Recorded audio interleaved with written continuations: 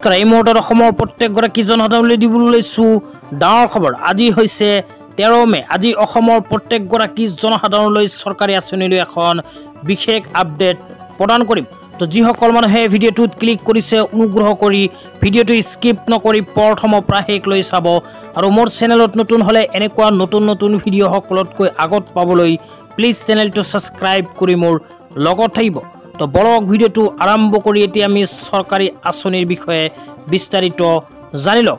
যিসকল মানুহৰ নাম PM কিষাণ আঁচনিত অন্তৰ্ভুক্ত হৈ আছে কিন্তু PM কিষাণ আঁচনিত টকা সিহঁতৰ বেংক একাউণ্টত নোসোমায়, সেইসকল মানুহে অতি শীঘ্ৰে কৰিব লাগিব কেইখনমান গুৰুত্বপূৰ্ণ কাম।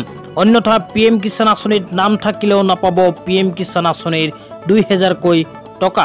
তো যিসকল মানুহে PM কিষাণ আঁচনিত নাম থকা সত্ত্বেও PM কিষাণৰ 2000কৈ টকা নাপায়, সেইসকল মানুহে অতি শীঘ্ৰেই কৰিব লাগিব এইকেইখন কাম। কি কি কাম কৰিব এতিয়া বিস্তাৰিত জনাই আছোঁ। প্ৰথম কামটো হ'ল বেংক একাউণ্টৰ লগত আধাৰ কাৰ্ড লিংক। যিসকল মানুহে এতিয়ালৈকে বেংক একাউণ্টৰ লগত আধাৰ কাৰ্ড লিংক কৰা নাই, সেইসকল মানুহে অতি শীঘ্ৰেই বেংক একাউণ্টৰ লগত আধাৰ কাৰ্ড লিংক কৰিব লাগিব। লগতে যিসকল মানুহে PM কিষাণৰ eKYC কৰা নাই, সেইসকল মানুহে যদি eKYC নকৰে সেই ক্ষেত্ৰতো কিন্তু PM কিষাণ আঁচনিৰ টকা নাপাব।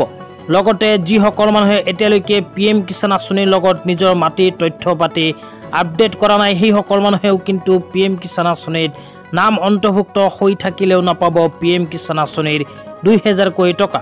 তো সেইকাৰণে অতি শীঘ্ৰে PM কিষাণ আঁচনিৰ লগত নিজৰ মাটিৰ তথ্য পাতিখিনি আপডেট কৰিব লাগিব। লগতে যিসকল মানুহে PM কিষাণ আঁচনিত আবেদন কৰিছে কিন্তু বয়স 18 বছৰতকৈ কম, সেইসকল মানুহে কিন্তু PM কিষাণ আঁচনিৰ টকা নাপায়। তো এইকেইখন কাম যদি আপোনালোকে কৰা নাই তেন্তে অতি শীঘ্ৰেই কৰি লওক, PM কিষাণ আঁচনিৰ টকা নিশ্চয় লাভ কৰিব। তেতিয়া আপোনালোকক আজি দ্বিতীয়টো খুবেই গুৰুত্বপূৰ্ণ খবৰটোলৈ আগবঢ়াই লৈ গৈছোঁ।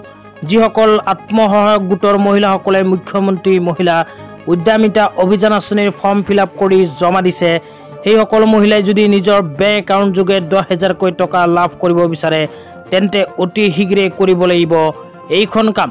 অন্যথা মুখ্যমন্ত্ৰী মহিলা উদ্যমিতা অভিযান আঁচনিৰ ফৰ্ম ফিল-আপ কৰি জমা দিলেও কিন্তু নাপাব পাৰে 10,000কৈ টকা।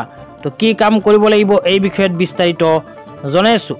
তো অসম চৰকাৰে মুখ্যমন্ত্ৰী মহিলা উদ্যমিতা অভিযান আঁচনিৰ 10,000কৈ টকা প্ৰদান কৰাৰ কাৰণে কেইখনমান চৰ্ত প্ৰকাশ কৰিছিল। সেই চৰ্তবোৰৰ ভিতৰত প্ৰথমেই কোৱা হৈছিল বৈধ বেংক একাউণ্টৰ লগত আধাৰ কাৰ্ড লিংক।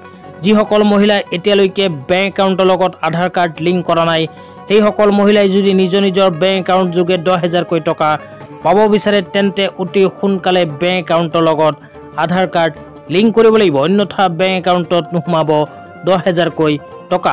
তো আজি ইমানেই।